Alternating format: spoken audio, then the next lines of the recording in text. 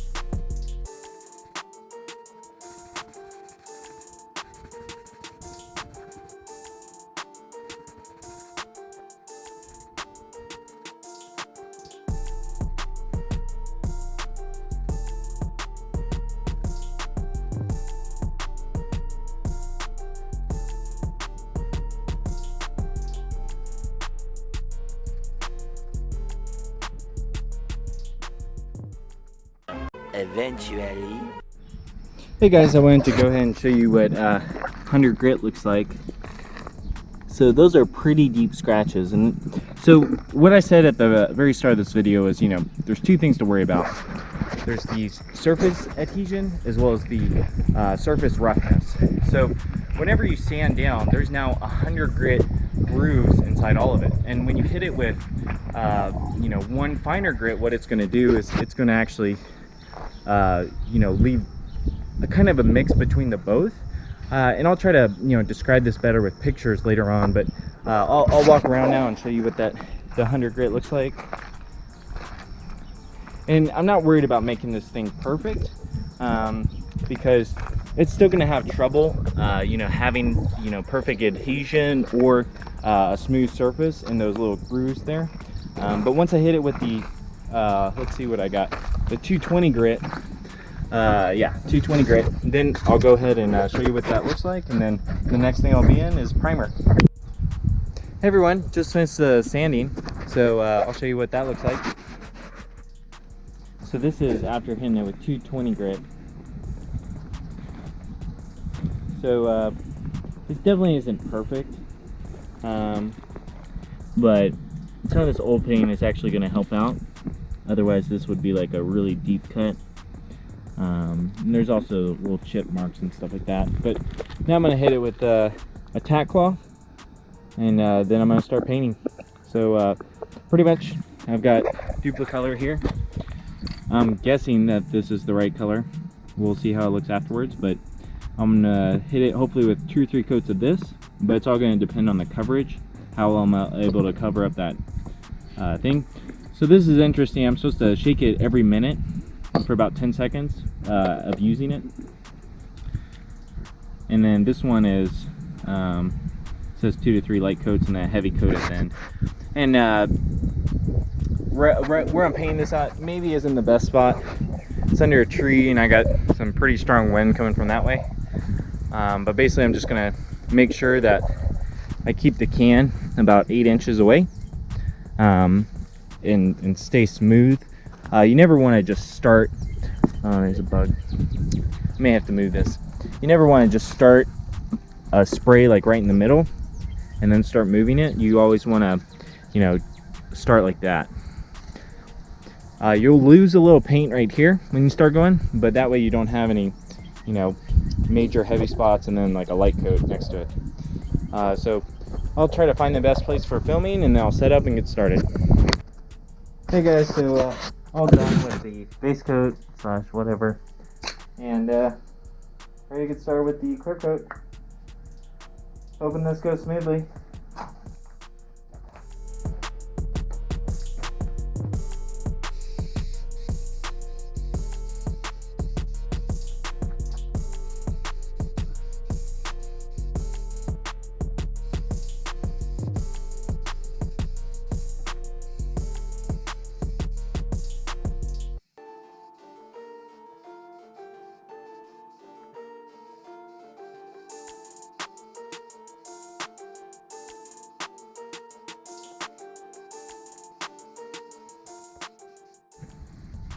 Hey guys, just finished up. Had a lot of problems, but I think it looks better than it did before. So here it is. It's still tacky, meaning it's still sticky, but I'll definitely show y'all the most satisfying part, taking off the tape.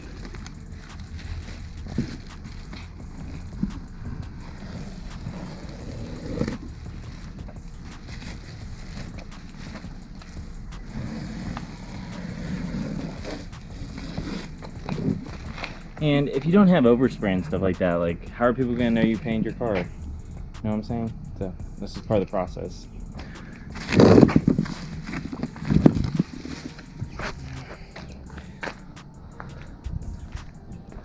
Yeah, I'd say I'm happy with it. I'll show you all what it looks like when it's bolted up.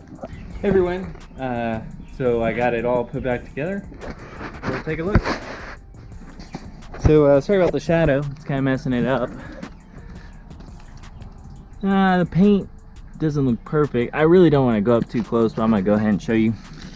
These little scratches, well, they're actually looking pretty big.